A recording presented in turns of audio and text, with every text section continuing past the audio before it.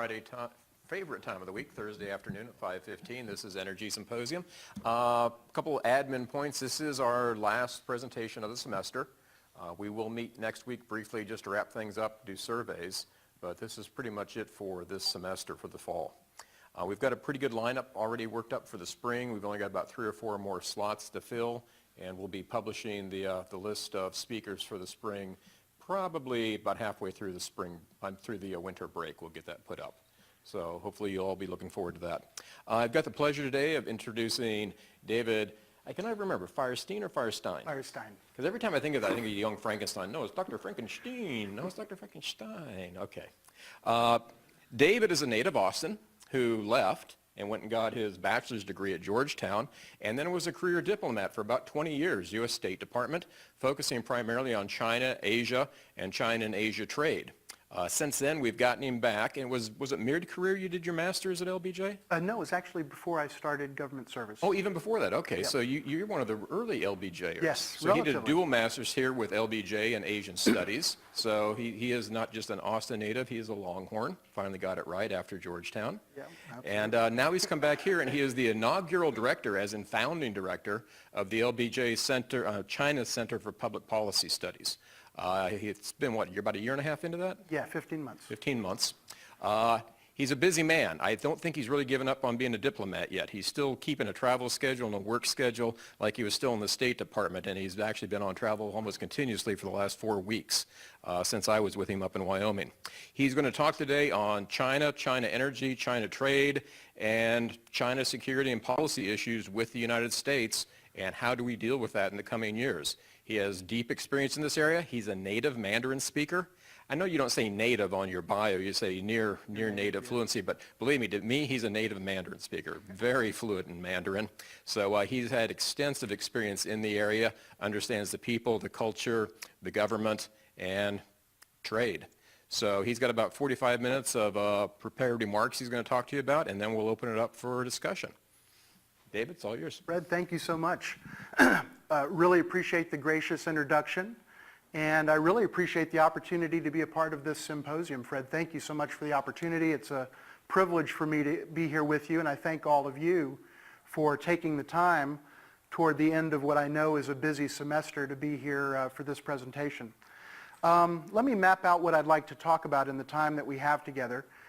First of all, what I'll do just right at the outset of my remarks is say a little bit about the China Public Policy Center, which Fred mentioned, because we are, I think, the newest center on the campus of the University of Texas, and we're not yet as well known as some of the other centers. I want to just say a couple of words about that. And then I'll delve into the subject matter proper and really talk about 3 particular topics. One is to kind of lay a bit of a backdrop and give you a sense for the overall energy picture in China right now, from kind of a 50,000-foot level. I'm not an energy expert. Fred is, and many of you are to a much greater degree than I am.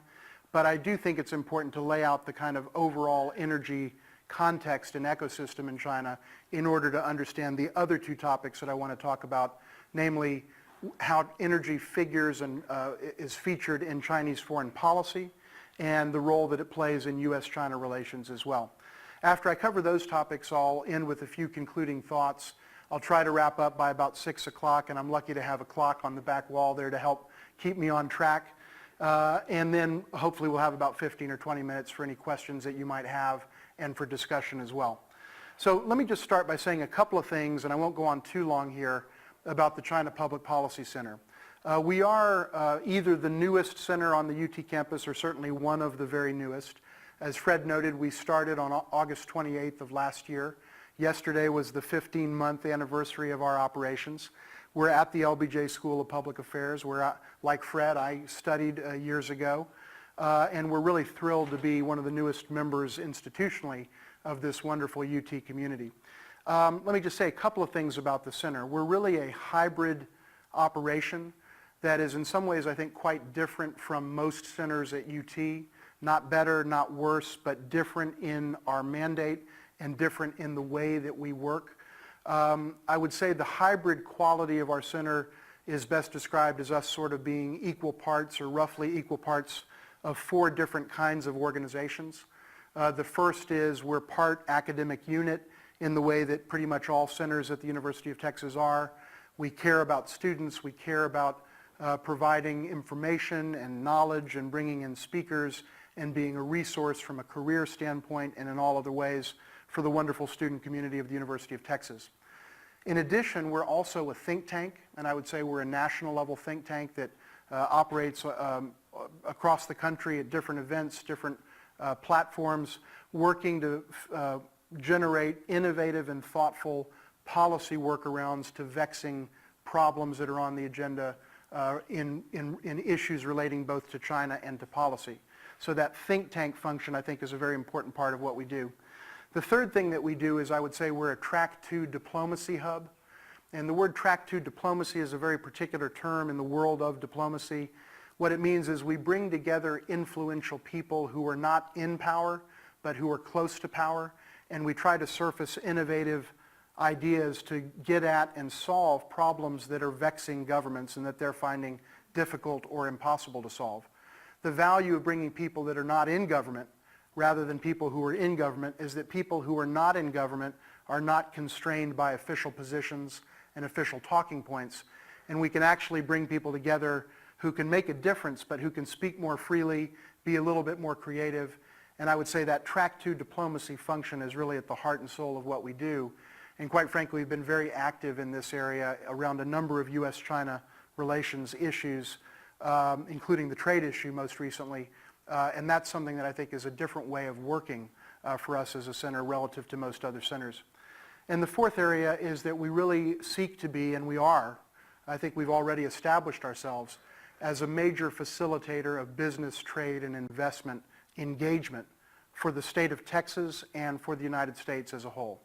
Now, we place special emphasis on our beloved, my beloved, and many of your beloved home state of Texas, and our home university, the city of Austin, the state, and the various other cities across our state that are such important economic players: Dallas, Fort Worth, Houston, San Antonio, Corpus, which is a massive port that doesn't get a lot of attention but plays a huge role in the Texas and national economy, and others.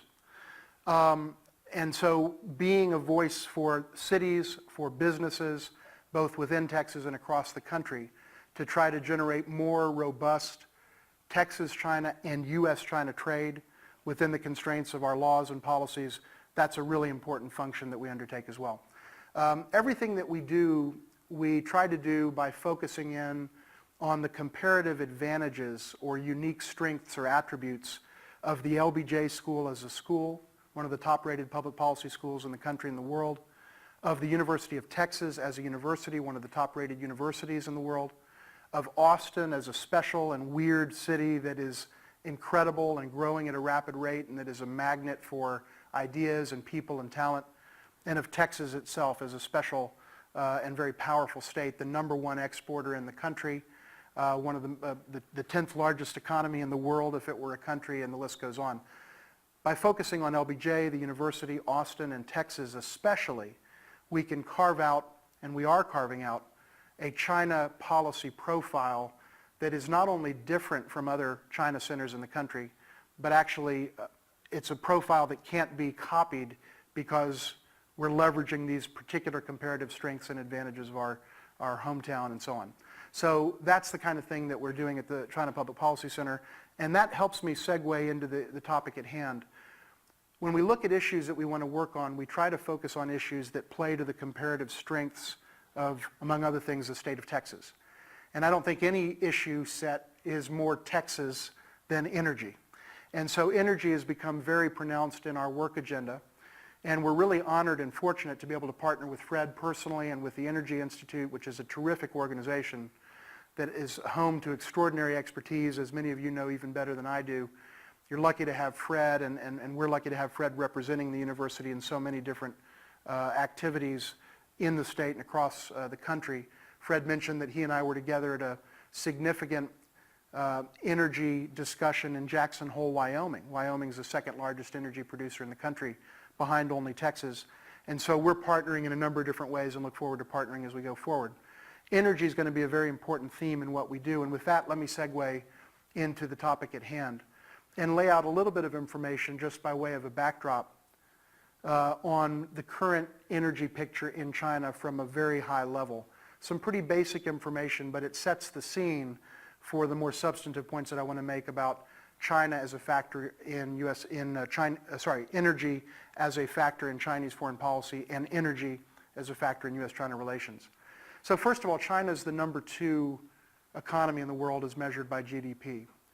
It is a powerhouse. It has risen from the mid-ranks 30, 35 years ago to being the single most important economic player in the world other than the United States. In a matter of a few years, China will overtake the United States in sheer size of its gross domestic product. When you're growing like that, at roughly 10% a year for most of the last 35 years, and in recent years down into the 7s and 6s, sometimes in an American context, when we say China is only growing at 6.5%, it's the second largest economy, mind you, but it's only growing at 6.5 or 6.8%. That sounds odd to an American ear, where we've been accustomed to growing more at the 1-point-something% or 2-point-something% in most years. But China continues to grow. It's the most rapidly growing major economy in the world today, even now. And that's with a 50% cut in recent economic growth. To grow, you need energy. And so China has developed a voracious appetite for energy. It is now the most prolific and voracious consumer of energy in the world, and the most prolific producer of energy in the world. It is an energy powerhouse as well as an overall economic powerhouse and global player in a number of different ways. Let me give you a little bit more specific data on some of the particular sectors that I think give you a sense for where China's going from an energy standpoint. It is the largest energy producer and consumer. I've mentioned that. It's also the largest power generator in the world today. It is the largest net importer of petroleum and other liquid fuels. In fact, China alone in recent years has accounted for as much as nearly half of all increase in global demand for energy. One country, China alone, has accounted for nearly half of that increase in recent years. And now it accounts for merely 1/4 of the global increase in demand for energy, again, as one nation. It gives you a sense of the scale of what we're talking about. China is a major, major player now in the oil world, and that's something that makes it a big factor in the world and also for the United States specifically. It's also a huge producer of coal. It's the largest producer in the world of coal. It's also the largest consumer of coal, and it's become the largest importer of coal. So it's a huge coal player, and I'll say a little bit more here in a second about China's overall energy mix, but coal figures very, very substantially in that mix. When you look at the energy that China consumes, it is still very much a coal-based energy platform. And today, coal accounts for well over 60% of energy consumption in China. I've seen the figure 66%. I know it's coming down year over year. We're probably right now at about 63, 64%, just shy of 2/3 of energy consumption in China is coal. But it is trending downward, and it's trending downward in not a dramatic way, but in a steady way as China seeks to meet its commitments under the Paris Climate Accord, and as China seeks to transform itself from a very classical energy consumer focused on hydrocarbons to a renewable energy giant focused on much cleaner types of energy. So coal remains king in China at present, but the trend is in a downward direction. Oil is the other really big energy source in China. It's about 20% of the energy mix in China. So if you add coal and oil, you get to about 85% or so of China's energy. Coming down, but that's still a very dominant number. At the next tier, you have hydroelectric power, and you also have natural gas.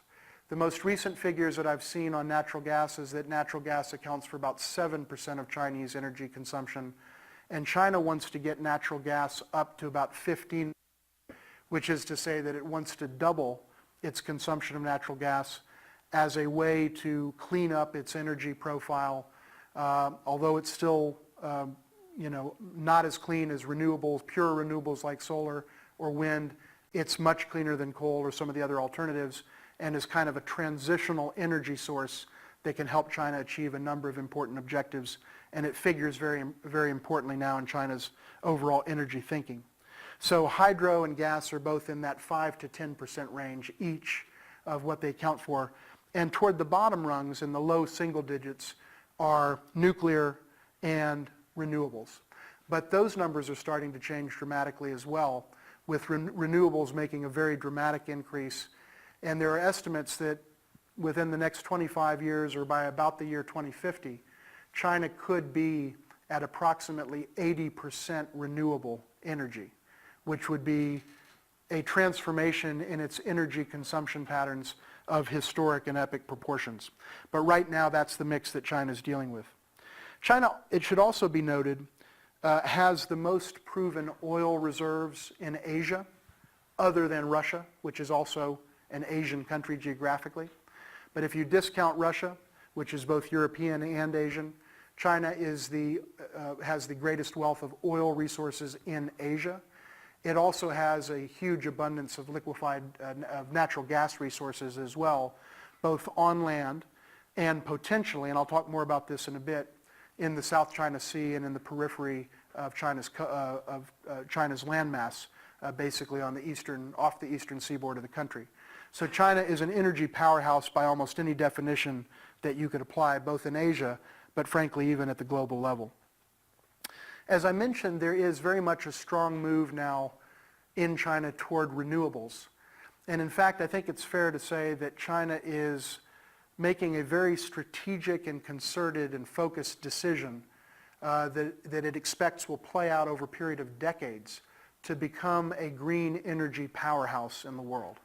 And a lot of its industrial policy that's been very controversial here in the United States and in terms of other trade partners' perspectives, green energy and energy are a significant component of China's overall industrial policy efforts, including within the context of the much discussed Made in China 2025 plan, where energy-related elements of that plan constitute about 20% or 25% of the plan.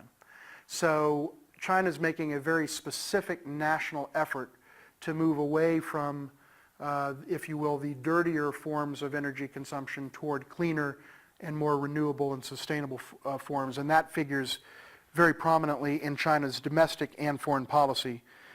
It should also be noted that China accounts now for about 1/3 of the world's wind capacity and about 1/4 of the world's solar capacity, and is a heavy-hitting top-level player in the production of both wind turbines and solar panels. In fact, it's largely supplanted and displaced the United States, which was a leader some years ago, partly, according to the United States itself, on the strength of some illicit trade practices, including alleged dumping and so forth. But in any case, China has emerged as one of the most prominent producers of solar panels, and this remains a contentious issue in the US-China context, which I'll come back to in just a few moments. So at a very broad level, those are kind of the basics about China's energy profile. Let me make a few general points before segueing into the topic of energy as an issue in Chinese foreign policy, or as a factor in Chinese foreign policy and Chinese foreign policy decision making. So in terms of a few key takeaways regarding the overall Chinese energy picture, number one, China has become a truly huge and consequential global energy player.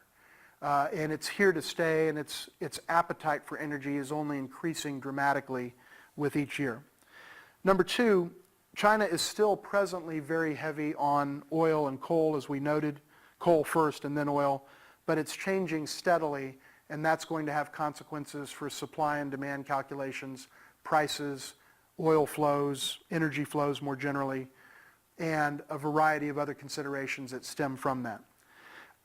Third, China really is taking a long view about energy in a way that I think is difficult for the United States or a number of other leading economies or countries to do, partly because China has an advantage that's not often enough discussed, but it's an advantage to being an authoritarian regime. It's probably one of the relatively few advantages. It's the advantage of being able to plan long-term and to execute policy long-term and with long-term objectives in mind. And by long-term, I don't mean next month or 20 minutes from now, my next tweet. By long-term, I mean 50 years, 75 years, and 100 years. And at present, China feels comfortable making long-term decisions and initiating long-term overtures and foreign policy overtures and initiatives because they feel confident that the same party will be in power, operating fundamentally on the same basic premises and operating from the same generally agreed upon set of national priorities and interests. Because they don't have to worry about these pesky folks called voters that can vote them out of office and generate surprise results in elections and so on, China can think about the world in terms that the United States cannot. And I think one of the main areas where we see that manifested is in China's approach to energy. It's just one of the fundamental challenges that we as a nation and many others face when you're dealing with a country that has the ability to plan decades and decades and decades into the future. And finally, and this segues into the next topic, energy is really a vital, I would say indispensable consideration in the issue of Chinese foreign policy for all the reasons that I've just mentioned. And that takes us into the topic of energy as a factor in Chinese foreign policy.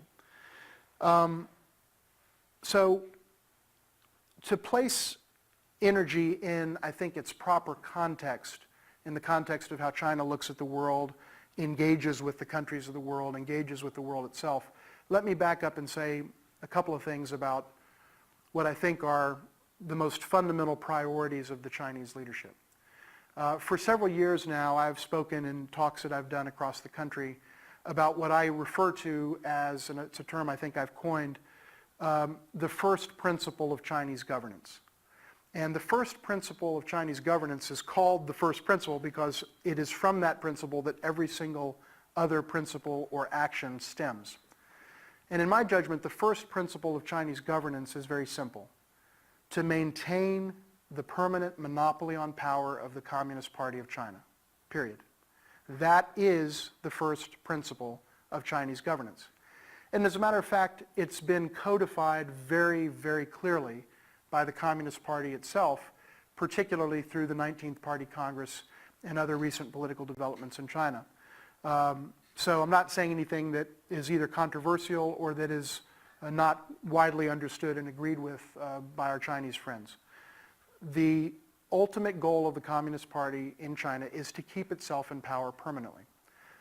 The Chinese would say the reason for that is so that there can be continuity of leadership, strong leadership in the country, an ability to keep the country under some level of control and not have chaos emerge, and an ability to keep some level of policy continuity that allows the country to develop in one particular trajectory or direction over a long period of time. So the Chinese have their reasons for wanting this type of system, Chinese leaders do, and those are the reasons they would often give. When one understands the first principle of Chinese governance, you then realize that every other thing that the Chinese leadership does is a function of that. Now, this leads to the topic of economic development. China has developed in a way that is extraordinary and unrivaled in the history of the world, unprecedented in the history of the world. 10% a year for 30 plus years has never been achieved before by any major economy. And what China's done in terms of doubling, and geometrically exploding into the number 2 economy in the world that it is today is something that is an extraordinary feat by any definition. The reason that growth matters so much to the Chinese is that that is a core part of the social compact of China. And the social compact of China in the last several decades has basically been stated from a Chinese leadership perspective. We, the leadership of China, will deliver stunning levels of economic growth to you, the overwhelming majority of the people of China, We will lift your boats in ways that you never could have imagined. And we will deliver material comforts to you that you never could have dreamed you'd have in your lifetime. In exchange, you, the people, stay out of politics. And that's the basic social compact that we've seen in China and that is held since reform and opening up, and really from the beginning of the PRC. But in terms of the notion of delivering growth and actually delivering on that part of the contract, dating back to 1978, that's really been the operative social contract. So growth is vital to the realization of the first principle of Chinese governance. What is vital to growth? Energy. Because if you don't have energy, you don't grow. And if you don't grow, if you're the Communist Party, you don't last in power very long. That's what all this ultimately is about. And that's why energy is quite literally an existential issue to the Chinese leadership. But it's important to understand that it traces back to those fundamental first principles, because without that, it's hard to understand why China makes some of the decisions that it does, and which I'll talk about. But if you do understand that, then I think there is a coherence to the Chinese approach that whether one agrees or disagrees, there is a certain logic to it from a Chinese standpoint. Now, with that being said, let me say a few things about what I regard as Chinese objectives when it comes to energy specifically in their foreign policy. So these are energy-related foreign policy objectives or national objectives expressed through the conduct of foreign policy.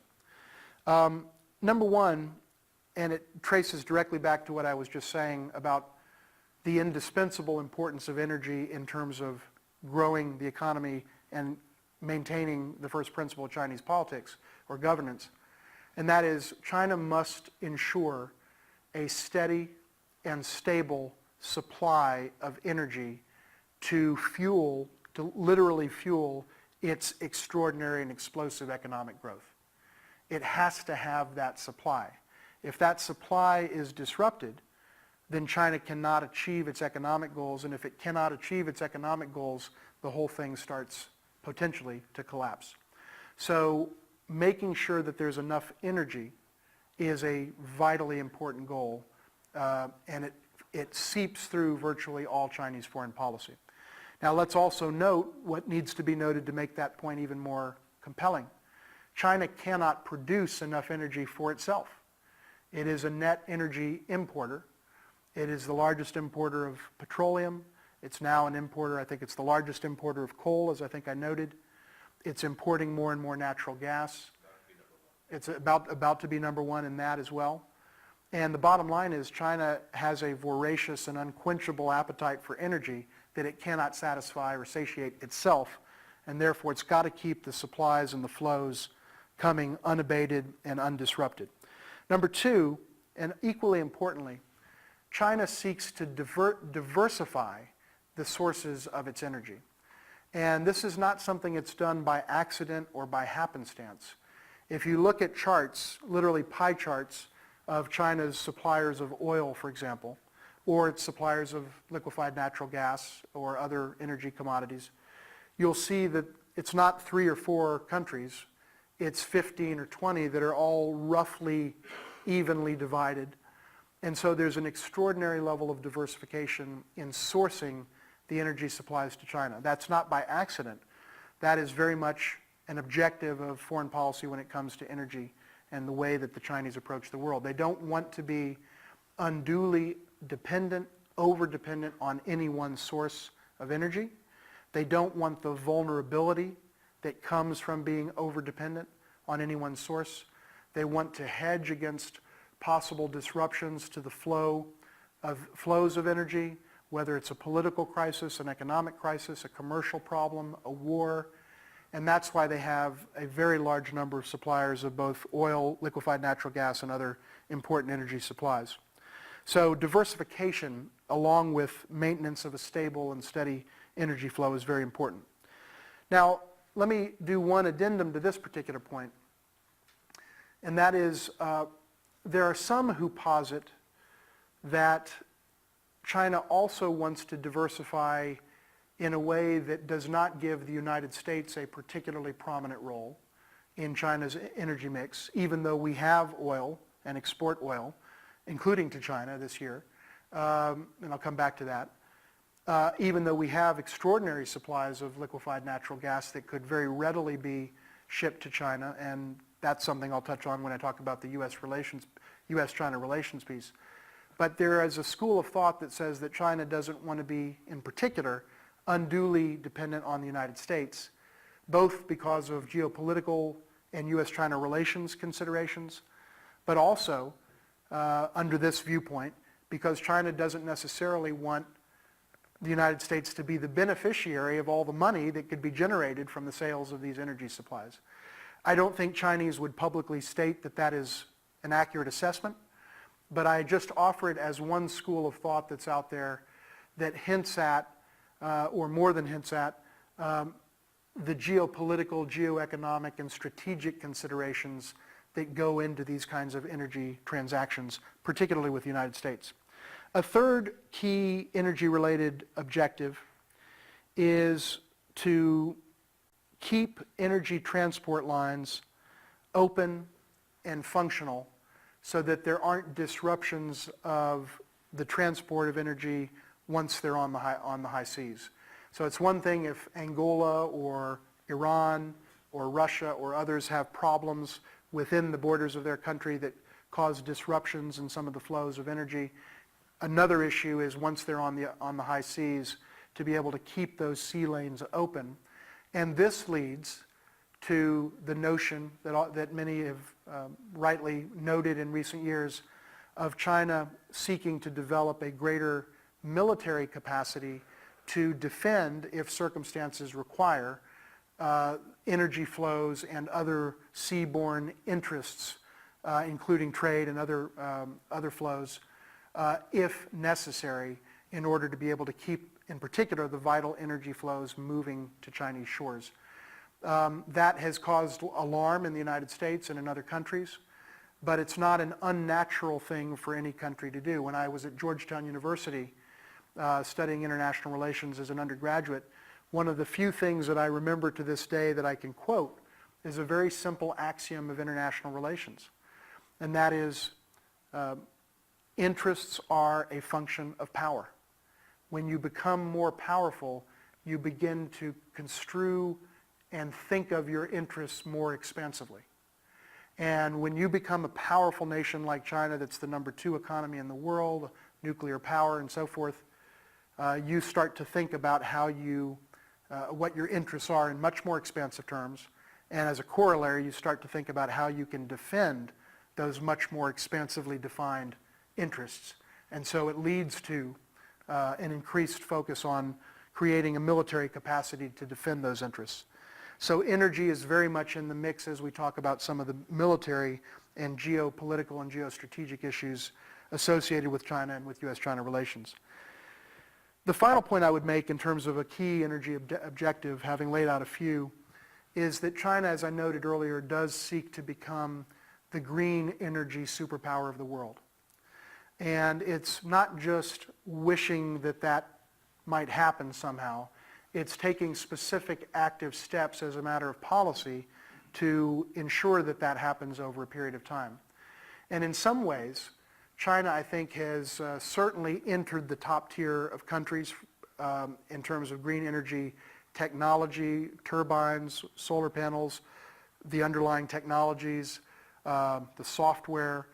And I think it is bent on becoming the green energy powerhouse of the world as it goes forward. And that manifests itself in a number of different ways.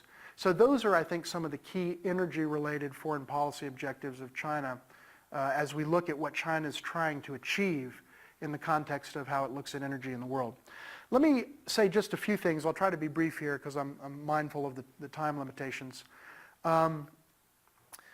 If you look at China sort of through the prism of a series of concentric circles geographically, I'll just touch very briefly on a little bit of the partnerships and the interaction that China has with neighbors both near and far, and partners both near and far. First of all, the South China Sea. We could do an entire long lecture about the South China Sea, and I've spoken about it not so much from an energy standpoint, but from a US-China relations standpoint several times over the years. But let me just say this. The South China Sea is enormously rich in energy resources, as well as fisheries and other resources as well, mineral deposits on the seabed. But for purposes here, the U.S. Geological Survey estimates that there's some number of billions of barrels of crude oil under the surface, under the seabed of the South China Sea. Perhaps even more compellingly, there are literally hundreds of trillions of cubic feet of natural gas under the seabed of the South China Sea. So when you hear about the South China Sea in the news, as we often do, and when we hear about China building out artificial islands or doing other things that the U.S. and others regard as aggressive, and you hear about tensions between China and Vietnam, China and the Philippines, obviously tensions now between the United States and China to some degree as well, even though the U.S. is not a claimant to any of the territories there.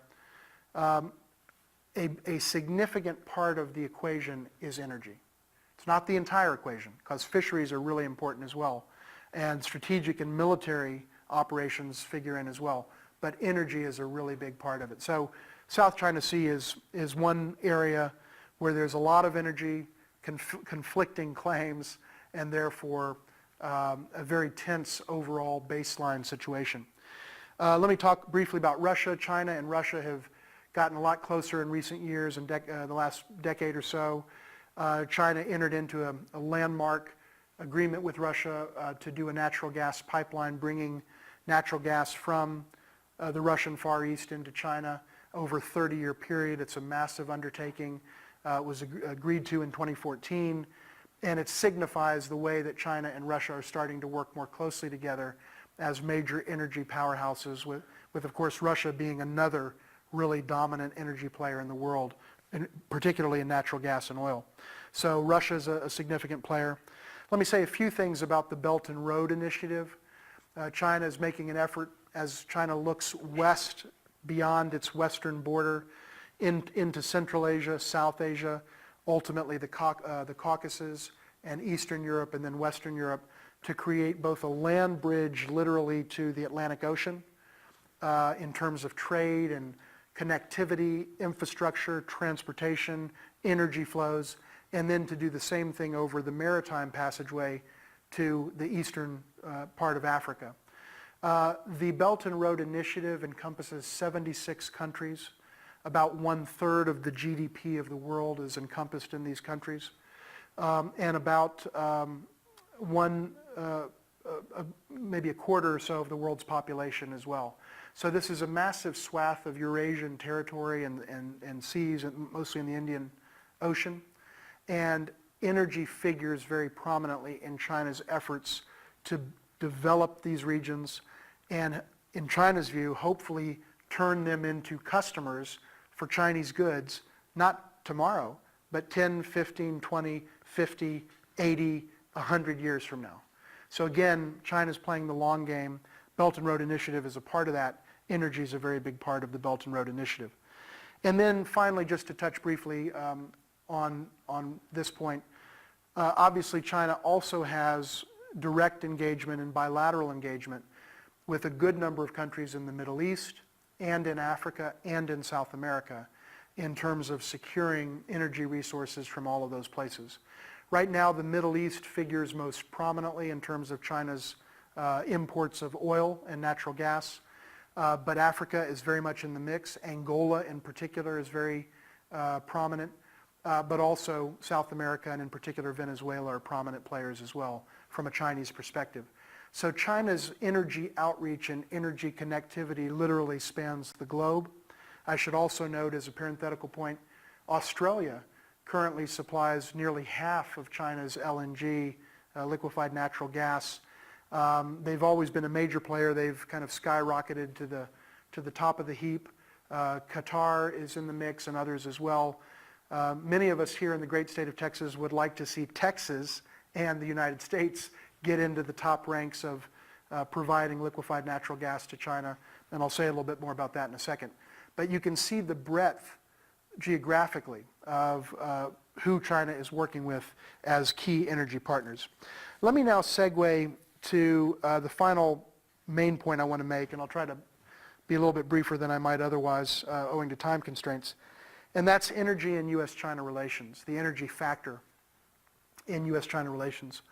So let me just say, we all understand right now that U.S.-China relations are in a period of what I regard as unprecedented levels of tension in a protracted sense.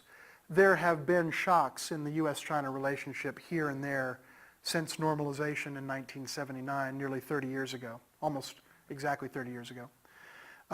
And we've had shocks to the system. We've had very unfortunate events that have occurred. We've had tempers flare. But in the period since normalization, I've never seen tensions at a sustained high in the way that we see today.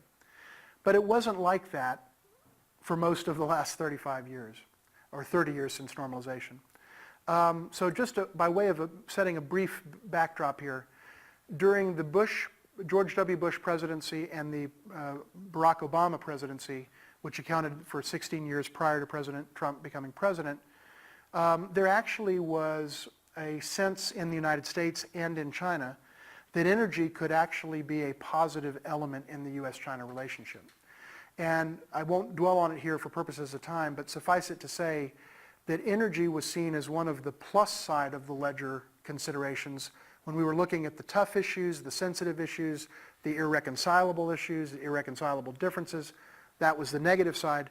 Energy was generally placed on the positive side of the ledger for a number of reasons. Not least because the United States and China were both on the same side of one really important global issue at that time, and that was global climate change.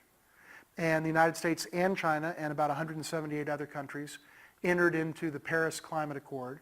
And because the countries did this, that had far-reaching implications for energy policy domestically and energy goals and getting off of more polluting types of energy consumption and toward more renewable and cleaner types of energy consumption patterns. And thus, energy was actually an area of considerable collaboration, both in the climate change context and in the context of bilateral research cooperation and commercial cooperation in the areas of things like electric cars, various other energy-related technologies, and so on.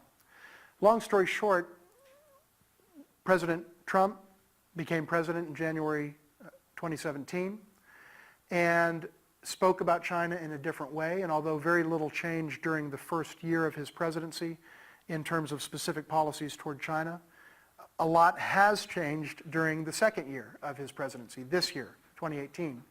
And now energy is no longer seen in quite the same way that it was under the presidency of Barack Obama or the presidency of George W. Bush or their predecessors. And so we're in a different phase now where I think a greater degree of kind of zero-sum mentality is being applied on the U.S. side at least, and I think increasingly on the Chinese side as a response in thinking about energy as either we win or they win, but we can't both win. That type of zero-sum mindset that harkens back to the days of the Cold War between the United States and the Soviet Union, where by definition their success is our failure and vice versa. That has started to take hold in the relationship generally, and it's starting to affect the way that the U.S. and China approach each other in terms of energy-related issues. A couple of specific data points to make here before concluding. China had actually become, and it really blossomed in this early part of this calendar year, the leading foreign purchaser of U.S. oil, surpassing Canada in the early part of 2018. And for the first 5 months of this year, China was a huge purchaser of U.S. crude oil. Then the trade friction started, and that shut down overnight for a while. Now it's back, but not to the same levels. And now there's a massive amount of uncertainty about where the entire relationship is going, where the entire trade relationship or trade war is going. And so now we're underperforming the potential that we have in terms of the U.S. selling oil to China. Similarly, when President Trump decided to apply tariffs to about half of all Chinese goods coming into the United States over a period of 3 tranches. First 16 billion, then 34 billion, and then another 200 billion, for a total of $250 billion worth of Chinese imports into the U.S. now being subjected by the United States to tariffs. And I'll say a little bit more about that in a second.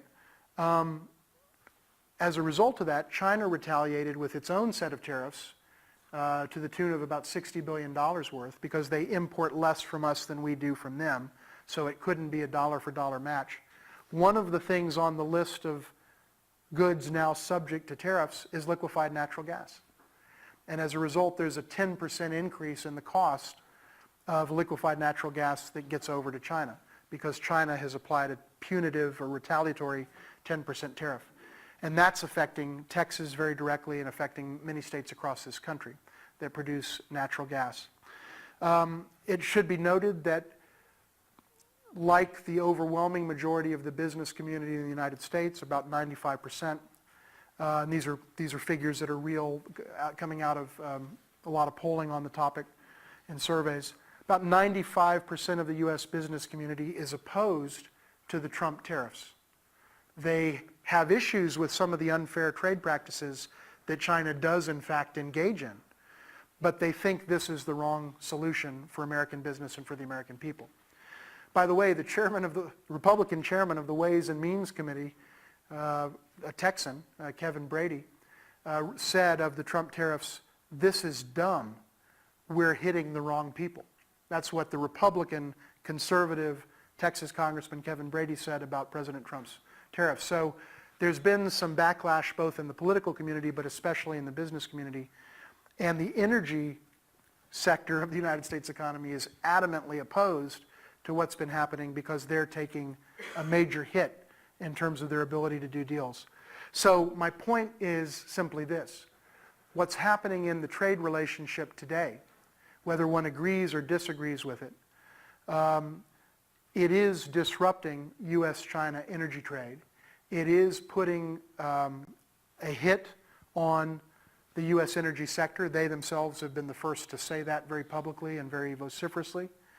And if this continues over a long period of time, we're going to see some serious headwinds in terms of our ability, both our nation's ability and this state's ability as the #1 energy producer in America and one of the top energy producers in the world.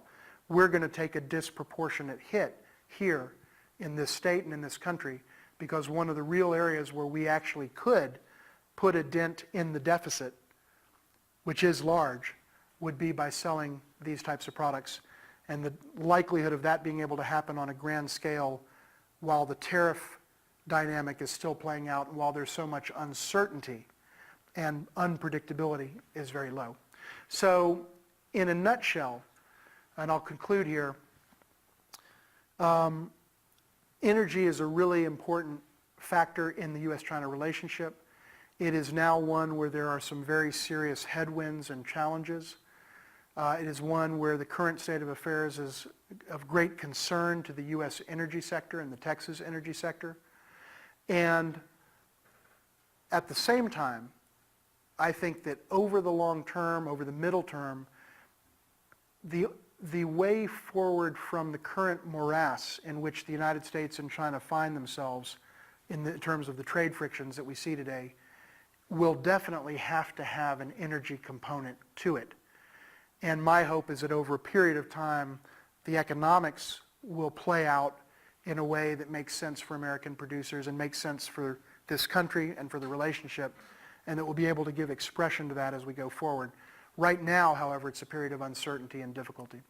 In closing, let me just say that China is really changing the global energy picture in a number of very important ways. It's making a major play for renewables. That's going to shape and reshape supply and demand and flows and how all countries start to think about energy. Unfortunately, energy, like so many other areas of the economy, are now caught up in the current trade frictions between the United States and China. And that means that there are some missed opportunities and unrealized opportunities that are out there, but they will be out there and at some point may be capitalized on. And I think that as we look forward to sort of the prospects for the U.S.-China relationship, we at the center, working closely with Fred and with our good friends at the UT Energy Institute, which is a terrific organization, are going to continue to find ways to help put ideas on the table to get the United States and China back to a functional, mutually beneficial, and politically sustainable relationship that works for both sides, and where energy plays the rightful role that it can and should in stabilizing this most consequential bilateral relationship. So with that, I'll conclude, and I look forward to your questions and to the discussion. Thank you very much.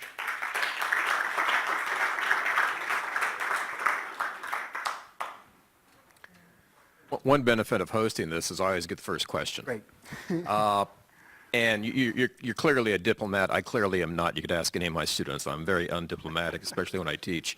Something that has always frustrated me to some extent is the fact that the United Nations Convention on the Law of the Sea, which the United States principally wrote, Right. has still not been ratified and may never be ratified by the United States.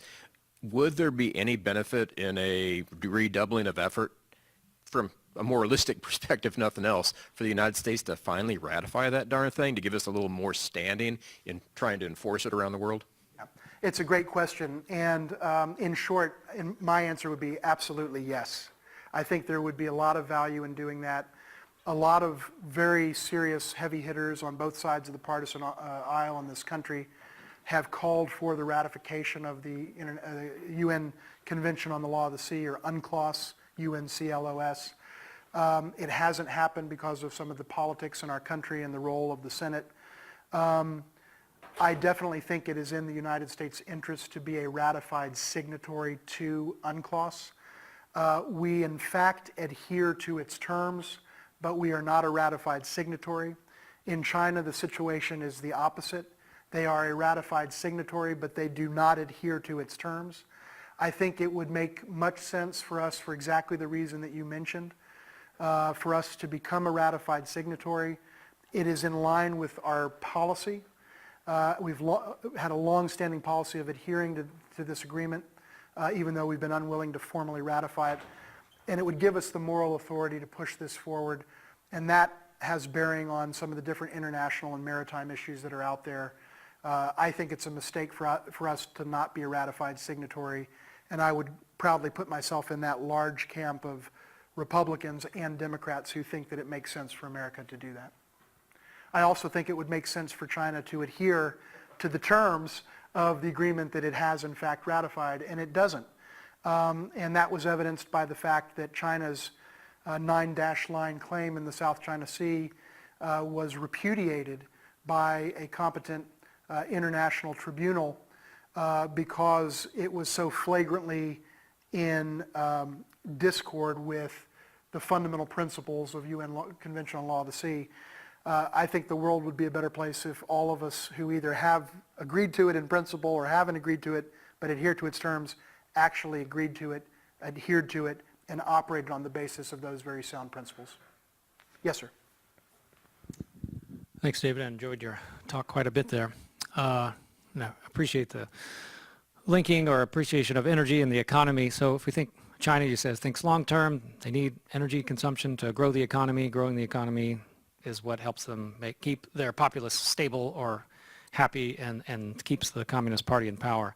If we translate this to the United States, we might say, okay, we don't have a planned economy, we have a capitalist system, and a growing economy is what keeps the populace stable and doesn't overthrow the existing economic regime or the government structure as it is. The common theme is more energy consumption. So if you are Trump, if Trump possibly believed this premise, if this was a premise to say, well, more energy for us, we're more strong, I keep my economy stronger and my populace at bay, rather than selling it to China, and they're trying to do the same thing, we've substituted capitalism, short-term thinking for their Communist Party and long-term thinking. I guess the question is, how do you think about that as a diplomat, and agree or disagree with any of these hypotheses.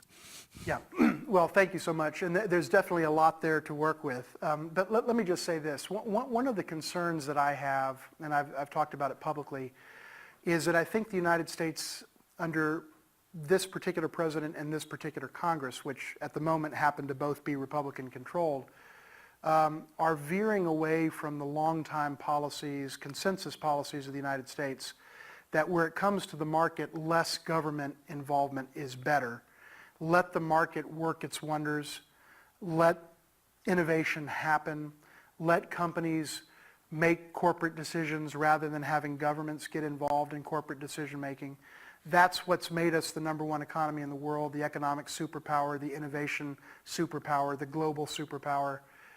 And yet, under this president and this Congress, we've started to see the most significant retreat from free market principles in the modern history of the United States of America.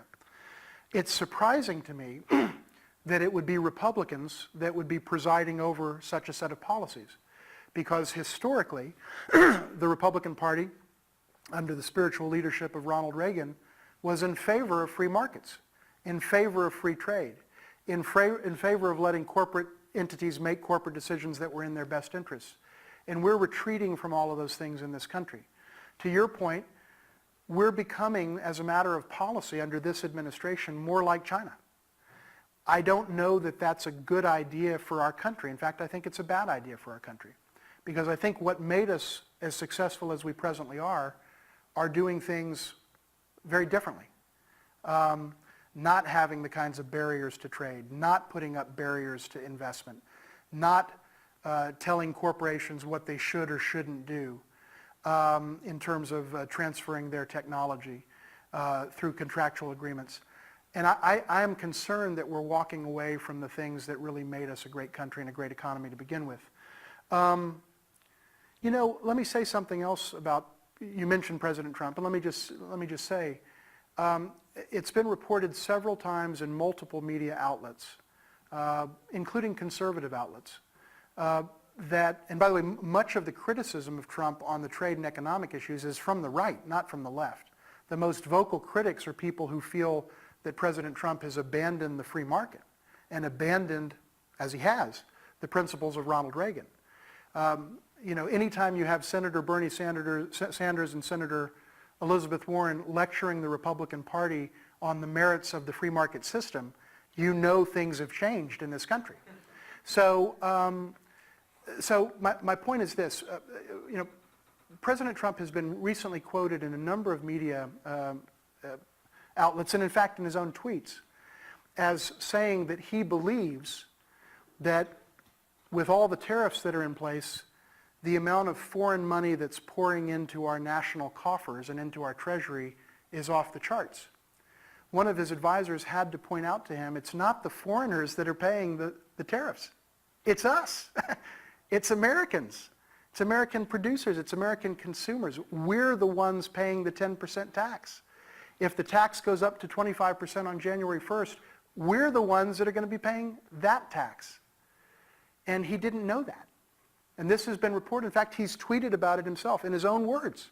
He's also confused the notion of interest rates with the notion of tariffs, repeatedly talking about tariffs by using the term interest rates. And this was reported in a recent article in Vox. The point that I would make is simply to say that if the United States President, the executive branch, Congress, are going to go down a path where we walk away from everything that made this country the economic dynamo of the world for the last several decades, we darn well better understand the fundamental concepts undergirding it before we go down that path. You know, under the current policies, the deficit's gone up. September was the highest deficit in recorded American history, the U.S. deficit with China. The monthly deficit in September, the U.S. deficit with China, reached $38 billion, the highest in history. And by the way, as we talk about what happens as a result of these kinds of measures, are U.S. companies and others starting to shift their supply chains and move operations out of China? To some degree, yes. Where are they moving to? To the United States? Almost not at all. They're moving to Vietnam, they're moving to Southeast Asia, they're moving to other countries. So what we're doing is we're shifting potentially, if it ultimately works, which it hasn't so far, the deficit that we have with China, we're now going to have with China, with Vietnam, and with a number of others. And not a single job is going to be created because of that. Or if not a single job, very, very few jobs. Net, the number of jobs lost is going to far exceed the number of jobs created. But nobody seems to care because we seem to be in the world of alternative facts and so forth. And everything I'm saying is not about partisanship, because it's not because Trump is a Republican that I'm critical. It's because he's not Republican enough that I'm critical of him. But it's not about partisanship. It's because ultimately I think the metric for policies for any U.S. president ought to be what's good for America. And when 95% of the business community and many workers and many farmers and many ranchers say, overwhelming majority say, this isn't working for us, they are probably onto something, and they probably ought to be listened to and taken into account. So if I were Trump, I'd be doing a lot of things differently, but I'm not. And he's president, and I'm not, and it's his prerogative to make these decisions. But my hope is that he, his advisors, and others will make decisions that are good for America and that put America first rather than hurting America first. Yes, ma'am.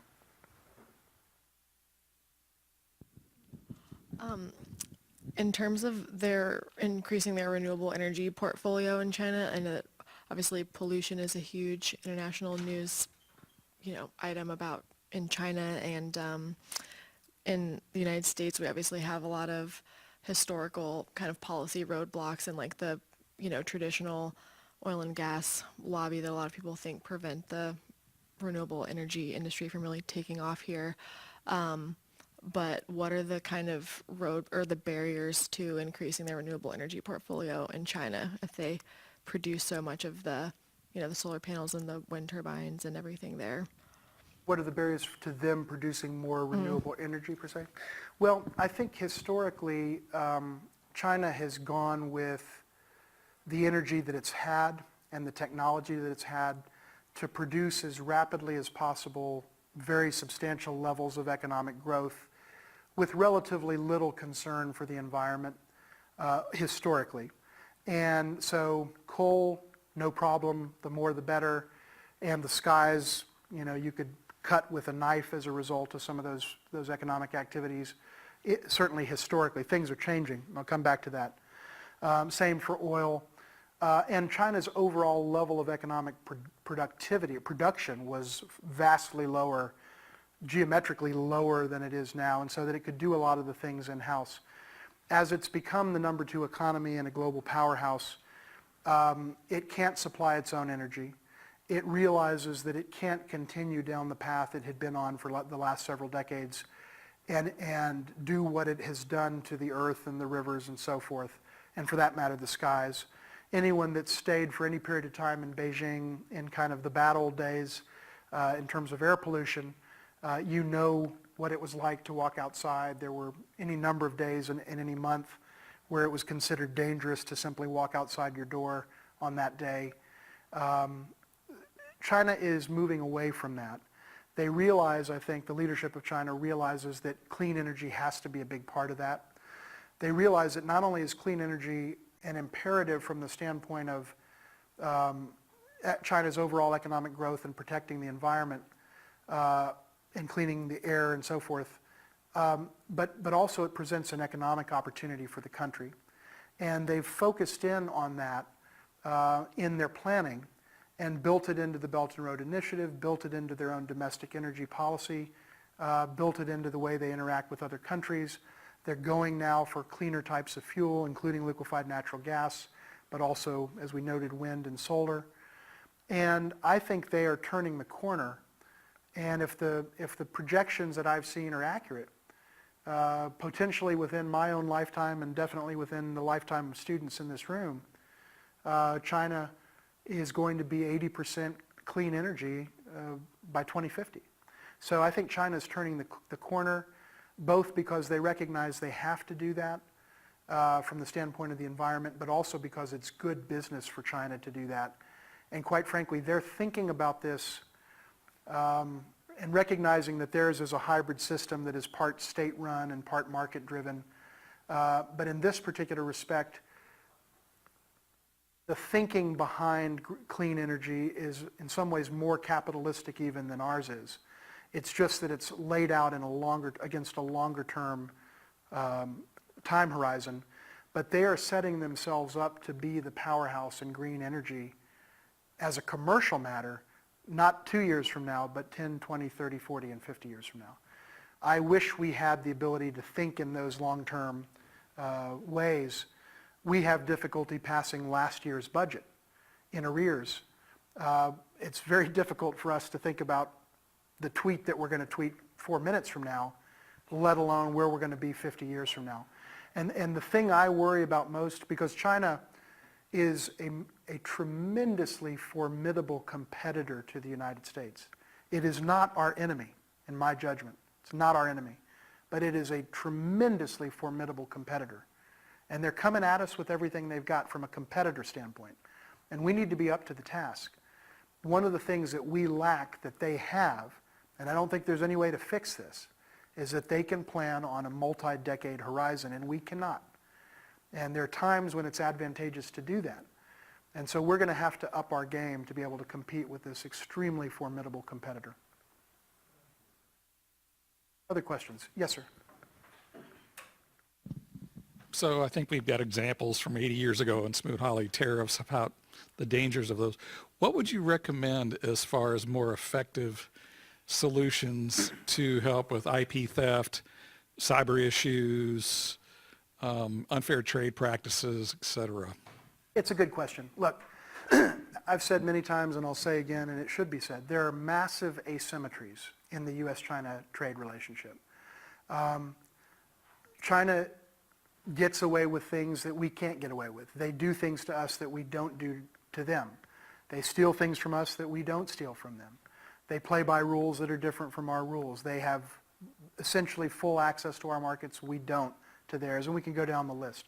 All of those are legitimate criticisms. I've lived a lot of those things. I've had books that I've published in Chinese in China pirated. I know what it means to lose stuff to intellectual property rights theft. Not that it was on any grand scale, but it happened. So what would I do differently? At a very broad level, and this is just a broad statement that I think I'll follow up with a little bit more detail. The issues that we're dealing with, in my personal opinion, call for a surgical scalpel rather than a meat cleaver. So I think we're taking a very broad, heavy-handed, clumsy approach to trying to deal with very specific technical issues.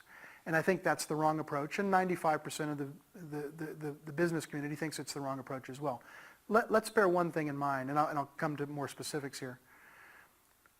The business community has long been the most vocal critics of China when it comes to intellectual property theft. No question about it. I mean, you can read the statements from the Chambers of Commerce, U.S. Chamber of Commerce, American Chamber of Commerce in Beijing. And the business community is 100% against what the Trump administration is doing to try to solve these problems. So it's not that they disagree about the problem. They absolutely disagree, and I disagree, many others do as well, about the prescription, the policy prescription. I think it's a combination of a number of different things. I think much more surgical and finely tuned scrutiny of certain types of Chinese investment is appropriate. I think it's appropriate to call out instances in which theft of IP has occurred, to name and shame perpetrators of theft where there's evidence that that has occurred. And let me offer, apropos of that one particular thought that is so obvious that people don't see it. And it took me a while to sort of ask this question. There are many in the United States that argue that China has perpetrates intellectual property theft against the United States, totaling as much as $600 billion a year. $600 billion a year.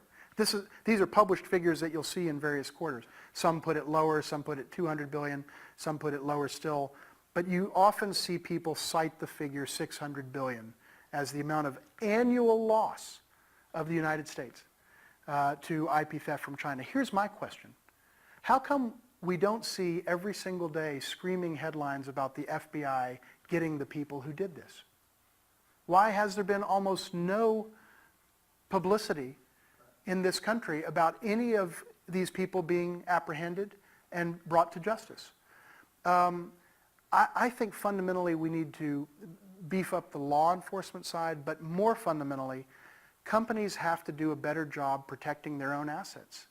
This is commercial property. Companies have to protect their property. The same way that UT has security guards at certain places, at certain events, or at the stadium on football day, companies have to put resources into protecting their commercial property. Fundamentally, that's the only way you're able to really defend against the kind of things that we're seeing. But I just wonder why we don't see a lot more prosecutions if the government itself is alleging that this kind of activity occurs on the scale that it does. Then if it does, where are the prosecutions? Why aren't there hardly any prosecutions even under the Trump administration? Something's not adding up there. Does China steal intellectual property or actors in China? Yes, it happens. Is it quite the scale that it's sometimes talked about to be? It's hard to know because no one's putting the evidence on the table that that is so. With respect to market access, I think we have to sit down and push harder and talk to the, talks, not tariffs. Sit down with the Chinese, lay out what our concerns are, lay out what the industry concerns are sector by sector, whether it's financial services, whether it's insurance, whether it's energy, whatever areas they are, and push harder, use our economic clout and leverage in ways that don't undermine American economic productivity, but focus in on the particular sectors and try to get specific results.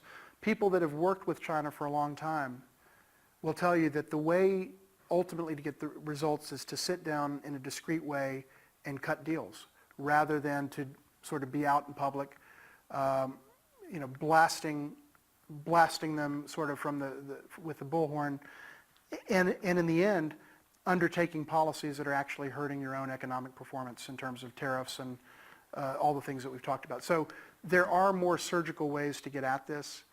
We're going right now for the emotional response rather than the thoughtful response. And when 95% of the people that produce the U.S. GDP are saying that it doesn't make sense, in my book, that merits some consideration. There probably is a better way to skin the cat. And what about the WTO? Is the WTO helping enough? Well, I think the WTO is being challenged right now. And I think one of the fundamental challenges of the WTO is that when China acceded to the WTO with the agreement of the United States and all the other WTO members back in 2001, fundamentally, the world and China were trying to fit a square peg into a round hole.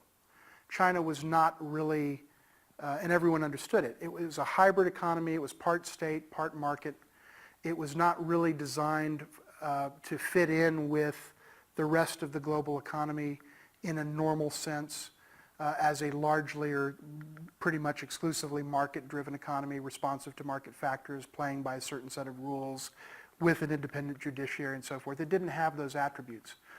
And so all these, and it still doesn't, exactly. And that's where I think the fundamental tensions with the WTO are, is that China is still not a member that shares the attributes of the overwhelming majority of the other members of the WTO. And we're struggling with that. The belief on the part of the Bush administration, George W. Bush administration, which presided over China's entry into the WTO, I think correctly, was that over a period of time, China would start to perform more like the other economies in the system, and that being in the WTO would be a force that would cause China to get onto a rail gauge comparable to the rest of the global economy. To a large degree, that hasn't happened as hoped. It hasn't happened as expected. And that's where a lot of the tension and frustration is now coming through. I get the frustration. There are massive imbalances and asymmetries in the relationship. But in the end, we've got to do a better job figuring out as a nation and as a government, as an executive branch, as a legislature, in terms of congressional bills that have been congressional action that's been applied to this issue, of how to be more surgical in getting the desired results without hurting American producers, American energy, American businesses, American farmers, American ranchers, and American workers in the final analysis. Most analyses that I've seen of all these different issues have said that net, the U.S. is going to lose jobs as a result of this, not gain jobs. Net, what we know so far, and the story's not over yet, is that the deficit's gone up, not down. So I don't judge President Trump, for failing to achieve my objectives. I hold him accountable for achieving his own stated objectives, and he's not achieving them. That's where I think the discourse needs to be in this country. How do we achieve the objectives? I'm going to follow up on the things you were saying is why the businesses are opposed to the tariffs of Trump, for example.